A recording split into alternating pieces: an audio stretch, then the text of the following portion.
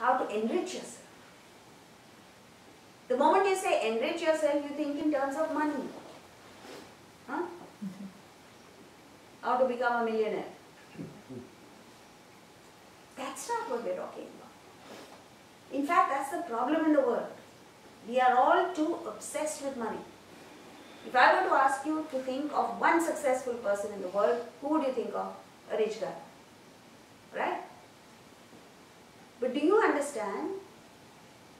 Vedanta is not against external riches. All that Vedanta says is, external wealth can come only when you enrich yourself internally. So when you become a rishi within, you become a raja outside. So only in India, they had the concept of Raja Rishi. You heard that? There are many people whose names are Raja Rishi. Raja Rishi means they were rajas, men and women of tremendous power, clout, wealth externally. But this Rajahood came because of the Rishihood inside. And even sons of kings, heir apparent, were first sent to a Rishi to gain in that internal enrichment so that they could become outstanding kings also. And it's only when we lost our internal wealth that we began to lose the external wealth. And like David Frawley says, I think who has an ashram somewhere here, and he's changed his name to Vamadeva Shastri. You know that? He says for a good 1,000 years, India has lost touch with its culture and its wealth, internal wealth. And therefore, we have been invaded, ruled by foreigners for the last 1,000 years. So if you want to change that, if you want to resurrect India to its past glory, you have to talk about internal enrichment. And therefore we run a trust in India based in Mumbai. And one of the first things we did was to prepare a course for school kids between the ages of 9 to 15 and for university students. It's a professionally done course, which is not a lecture because they can't concentrate, but interactively. Why? Because 50% of India's population in the next few years is going to be under age 25. That's a huge demographic advantage, provided we use it properly. And no one's using it properly. The young have no sense of direction, no encouragement, no education, nothing. And therefore it's going to turn out, unfortunately, into a huge demographic bomb. This is going to explode on us one day. And no one's aware of it. So we did it. And then when we were running this course in the English language to obviously urban people, it suddenly struck me that why should we deny the bulk of our people? So we translated this course into Hindi first, Marathi, which is the language in Mumbai, and shortly we'll be doing it in Gujarati. And we took it to tribal children, rural kids, slum kids. And we had a tremendous response from them. Much better than from affluent classes. See, the kids of affluent classes don't have that motivation. They know whatever they do or not do, they have a father looking after them, or mother looking after them, or their wealth looking after them. But these kids know they have to do it by themselves. And they're deeply motivated to excel. So, anyway, coming back, internal enrichment. What is this internal enrichment is the question. It requires an understanding of yourself. First of all, Vedanta, the word Vedanta comes from two words, Veda and Anta, which means there were 4 Vedas, there are 4 Vedas.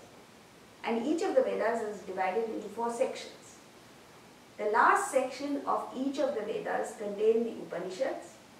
Therefore, it's called the Anta end of the Vedas. Also, it means the highest knowledge, beyond which there is no other knowledge. This knowledge is universal. It was discovered by the Indians, yes, but it doesn't belong to the Indians or the Hindus. It's universal, just as Newton discovered the law of gravity. It doesn't belong to Newton or to the British, and you certainly can't call it Christian. Whether you accept it or not, whether you know it or not, the law of gravity functions. Similarly, the laws laid down in Vedanta apply whether you accept it or not, whether you know it or not. So the other day someone asked me, are you talking about Hinduism? And says, I told him, calling this knowledge Hindu is like calling the law of gravity Christian.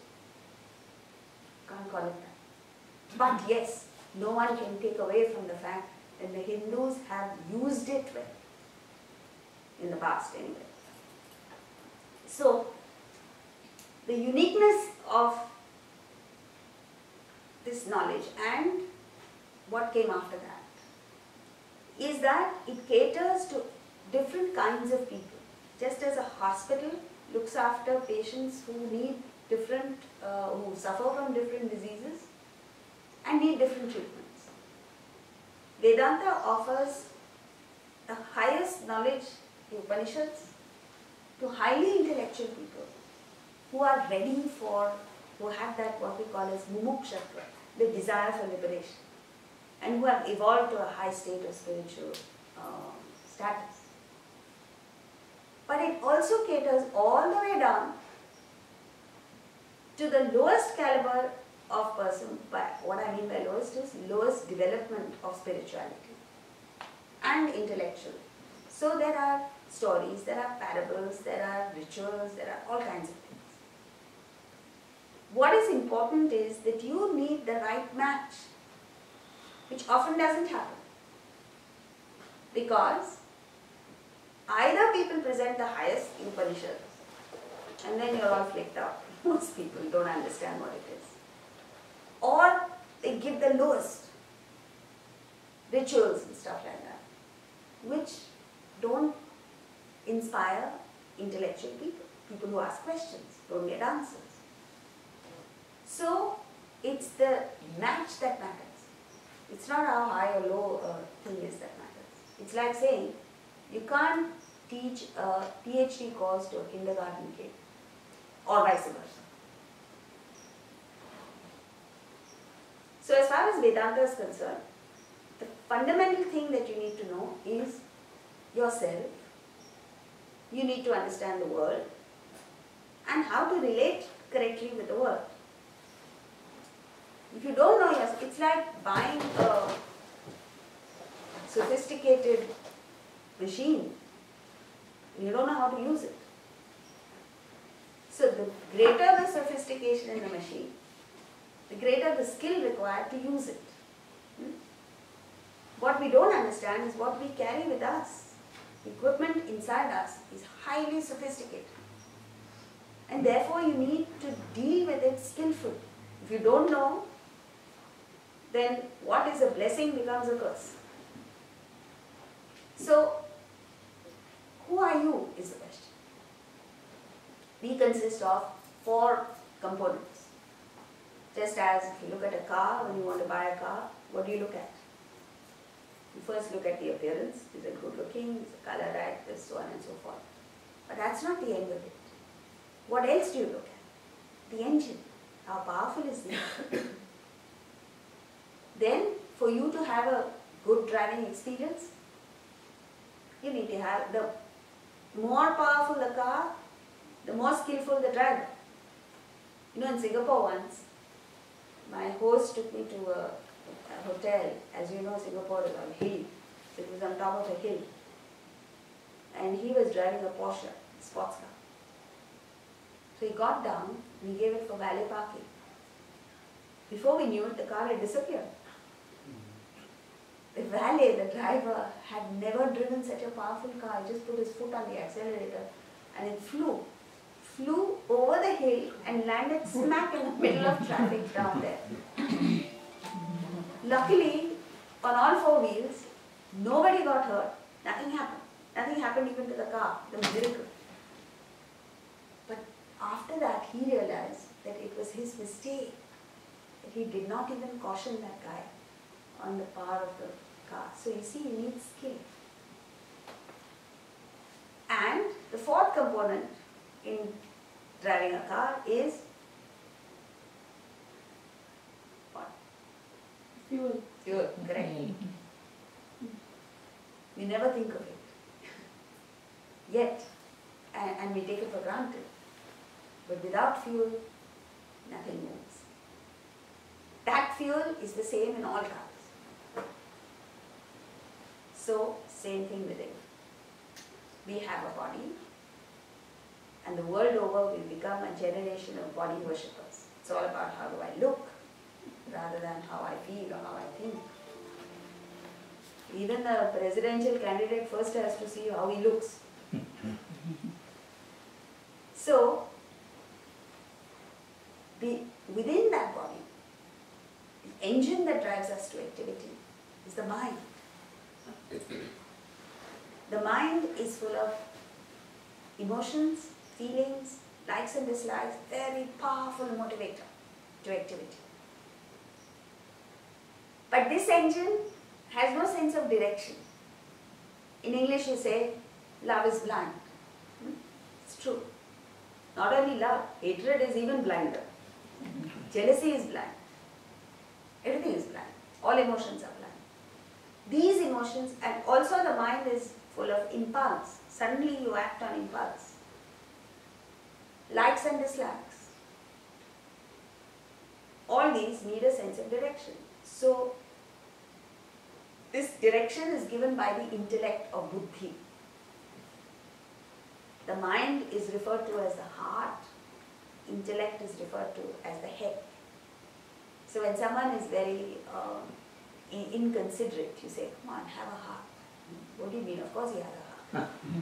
You mean have some feelings. And when you have a complex problem and you can't arrive at the solution, you say, I don't know what's wrong, my head is not functioning today. What do you mean? Intellect. So the intellect is the seat of discrimination, thinking, analysis, decision making, where you have to weigh the pros and cons and arrive at a clear decision. Now the same thought can be in the mind or the intellect. Like for instance, when you are indecisive, it's in the mind. And someone says, I don't know whether I should marry or not. I don't mean in this audience, very few that belong to that category. It's in the mind. The moment you say, yes, I must get married, intellect. I don't know which course I should take, whether I should do an MBA or a PhD, mind. And you decide, I must do this or the other, intellect. Now, so the intellect is the driver in you. And beyond the body, mind and intellect, you have something like the fuel, which enables you to act, to feel, to think. And it's a constant. It's with you all the time. It's the same in all living beings. And that is the spirit, referred to in Sanskrit as Atman, English God, call it what you like. It's just a name. So, your performance, just as the car's performance depends on the engine and the driver, your performance depends on not the body so much. It just has to be in good health, that's all. It depends on the quality of your mind, the quality of your intellect, and how you are able to access the power of the spirit. So if you block it, it's like sunlight. You put a roof over your head and say there's no sunlight. It's not true, there is sunlight, you just blocked it. Similarly, many of us, most of us, block the power of the spirit and then say, I have no power. I'm a powerless creature. And because you don't understand the power that is in you, you go out into the world begging for objects of the world. All of us have become beggars, 8 billion of us. Morning to night, birth to death, all that we're doing is begging. You might revolt against the term, but it's a fact. The body says, I want good food. You're begging. The mind says, please love me. Intellect wants ideas, ideologies, everybody. Not understanding, as Christ said, the kingdom of heaven is within you. So, never mind the kingdom of heaven. Happiness is within you. So when you chase after happiness outside, you don't understand the happiness is inside. So you're looking at it in the wrong place. You'll never find it. It's like a mirage in a desert. Have you actually seen a mirage? It is amazing how it looks like water. And you rush towards it. A thirsty traveler on the verge of death, you're totally dehydrated. He uses up his last source of energy in rushing towards that mirage and finds there's no water there. When the oasis is just behind, the opposite direction. This is what all of us are doing. They're chasing after mirage. And even after you find no happiness there, you still don't learn, don't change direction. You say, okay, maybe this is not giving me happiness, maybe something else will give me happiness. And it never ends. And so you're caught on a non-stop treadmill. You just run faster and faster for things that keep eluding you, that run away from you faster. Someone, someday, has to have the courage to just step off that treadmill. And then you find it. So, let's come back to body, mind and intellect. Body merely perceives and acts. It's the window through which the world enters you and through which you send out actions back into the world. The mind is that which functions on what we call as instant pleasure. Anything that gives you instant pleasure, the mind reaches out for. Have you ever wondered, no child ever needs to be educated on the joys of junk food. But vegetables you have to keep saying, eat vegetable, eat vegetable. What is it about that vegetable that they don't like? We don't know. Even you don't like. So you have to cultivate a taste for it. That which is pleasant in the beginning invariably gives you sorrow in the end. And vice versa. That which gives pain in the beginning, like exercise. How many of you early morning, especially when it's cold, feel like getting out and going for a jog or exercising, even in the house? You don't feel like it. Even those who exercise every day, there is that resistance. When you wake up, something in you says, chalo yaar, go back to sleep. That's the mind. The intellect opts for what we call as short-term pain for long-term gain. For a few seconds of pain, you give up a lifetime of happiness when you function on the mind. So you need to be educated. The intellect needs to be strengthened to resist that. And all you have to do, exercise, take the example of exercise. Just go through that initial 5 seconds of pain. Then it's so pleasant. But we don't do it. And all the people who exercise, 99% are those who have been told by the doctor, you exercise or you will die. No joke. I live in Mumbai, Marine Drive, all the oldies who come are that category. Diabetes, hypertension, this, that, and that. Now a few young people have started coming. So before you fall in, you must learn the joy of exercise. Healthy eating, same thing. Who likes it? Nobody likes it.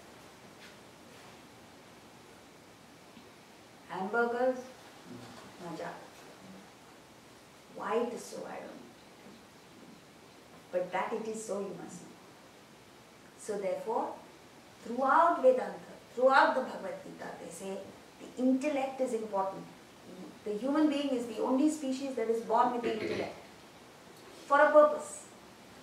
For a reason. The reason being, the human being is the only species that is born with a choice of action. You are the only person in the world, species in the world that is gifted with the choice. To be vegetarian or non-vegetarian is a choice only we have, right? No tiger has that. The tiger can't say, I'm bored with, I'm late, tired running after deer, so let me eat some grass. Cannot. No cow can say, what is this ghas poos? I want some exciting tandoori chicken. Cannot. Only you can. Similarly, every moment you are exercising a choice. An infant exercises a choice. Those with kids will realize you cannot force a child to eat if it doesn't want to eat. Very strong choice. Therefore, you need an intellect with which to make the right choices. But this intellect is never developed. It's not known. And the whole of humanity is making choices with a poorly developed intellect. Therefore, we're in such a mess in the world. So the first thing you learn is develop that intellect. The Gita says, Buddhi nashat pranashyati. Your intellect goes, you're finished. And all of us are near destruction. See, I'm not a pessimist. But you know, the choices we make are disastrous choices. Why is that? Because it's pleasant in the beginning. Absolute disastrous choice. And the more you're riding on the mind, the faster you're going towards destruction. For instance, in Hyderabad, a few years ago when I went there after many years, I saw this almost a city come out of nowhere. Cyberabad they call it. Have you been there? You know, you're from there. And I asked, who created this? Ramalinga Raju. Where is he? Prison. Why? Greed. What made him cross the line and do things that will land up in prison? Incredible. You see all the guys in prison,